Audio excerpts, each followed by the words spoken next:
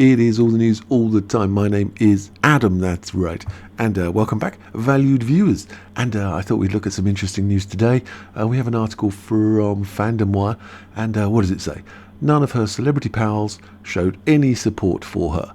Amber Heard's life has reportedly fallen apart after second Johnny Depp trial verdict showed her the bird. Brilliant. That's basically all I wanted to show you about that. That's basically it. We'll carry on though, because it amuses me. Amber Heard has been facing the consequences of her defamation trial against Johnny Depp, and the response hasn't been the kindest. No, it hasn't, because she's an awful, awful person. The end of the case had to result in her being charged with domestic violence. Sadly, I wish that was true. And hence, she has not been going through the easiest times. That's right. It has since then been a difficult run for the actress, that's generous, as her career goes down the drain and debt succumbs her. She succumbs to the debt. There she is. Maybe it's Maybelline. On the other hand, Johnny Depp is getting back into Hollywood with the French movie Jean de Barry. He's slowly settling himself again in the industry, and his reputation has not been harmed as much as it has benefited him. Heard has since been suffering and has been trying to get back to her feet and somehow repay or escape her debt. There's more stuff here. Things like Amber Heard's reputation turned to dust. All good words that I quite like. Very good indeed. What else is going on? I was looking at Velma. I did a video on Velma the other day, and I was thinking, what is going on with Velma? And it appears that this is Velma, and it's meant to be Scooby-Doo, but without Scooby-Doo. Yeah, I know. And it's appalling. It's just straight up appalling. Velma pushes aside Dragon Ball Evolution, which is a TV show I have not watched, to become IMDb's worst ever TV show, ever, in the history of TV shows. Velma's descent into the bowels of entertainment history is virtually complete, after 22,000 people give it 1 star on IMDb, and it beats Dragon Ball Evolution. If we can look at the scores, I'll show you the scores in a bit, but Dragon Ball Evolution had a score of 2.6, and now Velma has halved it. 2.6, 1.3. Shocking. It is absolutely shocking. If you get the chance to watch it, it is frankly awful. Scooby-Doo inspired, no it's not. Scooby-Doo inspired spin-off, again, no it's not. All this first 4 words are wrong. Velma has certainly made a name for itself as one of the worst rated animated TV shows of all time across multiple review platforms. Having already free-fallen down the audience approval ladder on Rotten Tomatoes. Rotten Tomatoes, have I got that one? I do. The Rotten Tomatoes score, I believe, is 6. 6%. That is appalling. It's 6% from the general public. If I can go back a touch. Yes, indeed, 6. 6%. And the critics, they're not so keen on it. We'll have a little look at some reviews very shortly, but don't expect them to be good. These are the people liable, responsible and liable. Critics' consensus: Jinkies, this radical reworking of the beloved mystery team, has plenty of attitude and style. Not really, no. But it doesn't have the first clue of how to turn its clever subversion into engaging fun. It's not clever, it's just bad. Really bad. It's rude, it's obnoxious, it's clumsy, it's not funny. Let's have a little look. Scooby-Doo inspired spin-off Velma made a name for itself. It's free-fallen down the audience ladder. It's currently at 6%. The same thing on IMDb, where the Mindy Kaling led series has hit a new low and spectacularly taken its place as the lowest rated piece of entertainment ever, after scoring lower than Dragon Ball Evolution, which I would assume is terrible as well. There it is. Maybe you could watch both of these back to back on a Saturday night. Just have a Saturday of absolutely terrible TV and get drunk while you're doing it. That'd be quite fun. You might break the television though. Which has held the unappealing title for over a decade. Dragon Ball Evo has been there for 10 years, and Velma sneaks in, takes the crown. There you go. Having become what is seemingly the most misguided TV show of a generation, Velma has now added a new low on IMDb to go alongside its terrible Rotten Tomatoes score of 6%.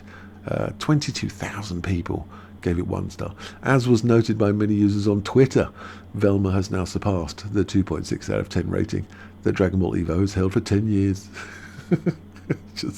I fancy Guinness. See, advertising does work. Hold on, what was that? 00? What was that shenanigans? You can keep that. You can keep that rubbish. What is that? All the taste, none of the alcohol. No, thank you, sir. Velma is reimagined. What is this? A terrible page? The page of terrible things. We've got Velma, Dragon Ball Evolution, alcohol-free Guinness. I bet this car blows up. I mean, okay, that'd be all right. It's like the terrible page. Velma is a reimagining of the Scooby-Doo franchise. I don't think it is. I think it's Mindy Kaling's vanity project, and she didn't have anything to sort of make it interesting to the general public. And Warner Brothers had this. It was Warner Brothers, wasn't it? Yeah, Warner Brothers had this intellectual property they've been sitting on for quite a while, the Scooby-Doo and the gang. And they said, hey, you know what? Why don't you self-insert yourself into this show, and then you could pretend to be this snarky, clever, wisecracking, mystery-solving Velma, and all the gang would be there, and it'd be fan-dabby-dozy. Did it turn out that way? Did it? No, it did not. No, not in any way, shape, or form. It was appalling. It's just not funny as well. It's trying to be this meta, knowing, winking to the audience. Hey, you know we're a show. We know you're a show. We know that you know that we know that you know this is, and it's all so tedious. Oh, it's just so tedious, and so many stereotypes. It's just stereotype after stereotype. It's just a shambles of a mockery of a facade. And it's as they say, it's a reimagining of the Scooby-Doo franchise. I don't believe that bit. It also acts as a prequel. Nobody's going to count this as Scooby-Doo canon, to be honest, to the much-loved 50-year cartoon series. They've spat on 50 years of tradition, reimagined, in a way that removes Scooby-Doo. Jesus Christ, you've taken Scooby-Doo out of Scooby-Doo. I mean, what can I say? From the equation, and gives race and personality transplants to the remaining characters, because that always goes well. It's not just swapping the race, it's swapping the personalities that's the problem.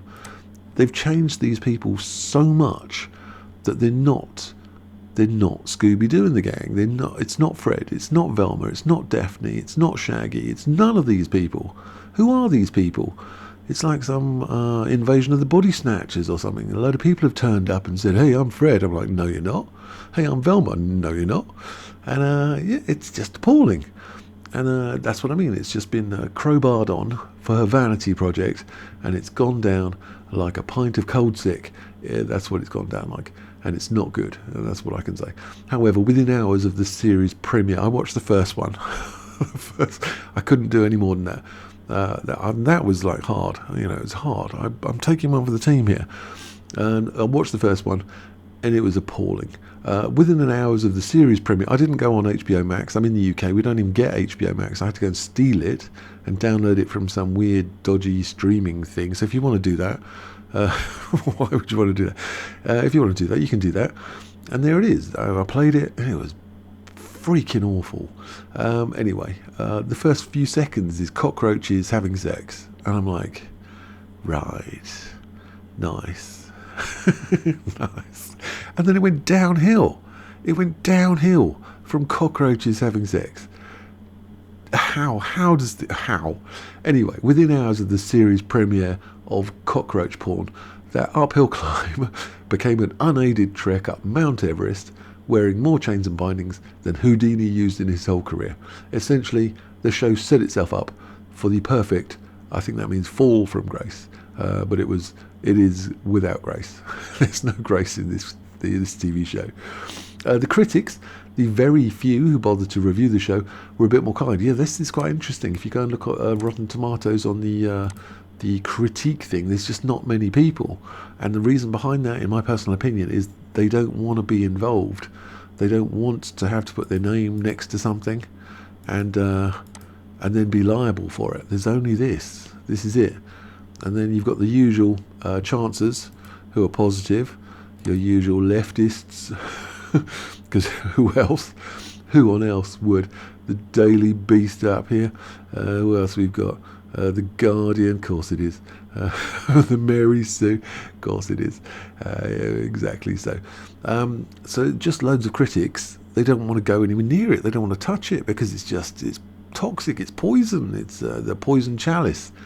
If you give an honest review and tell people it's just absolutely shocking, then they're not going to, Warner Brothers are not going to let you get access to the next one of their things, and then you don't have something to write about in your paper, and you can't sell your paper, and you might lose your job as a critic. So you need to keep in with these people. So you've got to give like nice reviews. That's why the reviews are so positive. Even these guys are like, oh God, I can't give it like a positive thing. It's just awful. And they're forced into this position. So loads of people are just not even doing it. They're just like, no, I'm ill. Oh, I've got the COVID. Oh, my leg's fallen off. Oh no, I'm lost up a tree somewhere. They don't want to get involved, and they're like, thank you, but no, thank you, sir. But the general public, they don't give a shit. They don't give. No one's giving them access to these Warner Brothers releases, so they can tell the truth quite happily. Shows a blatant disgrace to everyone who's ever loved the Scooby-Doo franchise. I never loved the Scooby-Doo. I wasn't like, hey, Scooby-Doo's the greatest thing ever. It was a kids program. They ran around. It was always the janitor or the owner of the fun fair. It was always a guy with a mask. It was never a ghost. There was always craziness going on. I think it went a bit crazy when Scrappy Doo got involved. I was like, who's this Scrappy Dappy Doo person? But anyway, I never thought it was. It's not Shakespeare. it's not Dostoevsky or anything. But they ruined whatever that was. Anyway, blatant disgrace. I like the idea of getting Velma's origin story. Yeah, okay. I think where they went wrong was having Mindy Kaling involved. Indeed, so it was rotten. Who thought it was a good idea? 2 thumbs down. Never get this time back. Coco V, the Coco the Clown, he says 5 stars. Loves it. Absolutely loved the show. I love that it's more of an adult animation versus the usual childlike view of it all. Looking forward to watching more and watching this show developing. And Coco the Clown, who knows? Who knows why there's such people that exist on the planet? I mean, what does this guy do all day? He sits on the roof with his aerial and his little red wig with his balloon, and he makes paper airplanes and he throws them into the sky and they circle round and bonk him on the head, and that's his life, and it's good times for him. Alejandro, he says, Cuando si darán cuneta guillatino. Sean T says, this disgrace, the legacy of Scooby-Doo. These characters are all imposters. Should take the masks off. But I wish the real Mystery Inc. would unmask. Like this show would not be this awful if it wasn't messing with the characters we've known for 54 years. It begs the classic question, Scooby-Dooby-Doo, where are you? All of the people who created this and greenlit should be ashamed of being restricted on what show they're allowed to create in the future. They should only be allowed to make shows on paper with crayons in a dark room on their own. That's it. That's their entire option. Although not finished, it's sliding dunghill quickly. I like this, could be the word downhill, but I like dunghill just as much. It's an angry take on a benign franchise that only appeals to bitter old cat ladies who marched in college. Yes, indeed.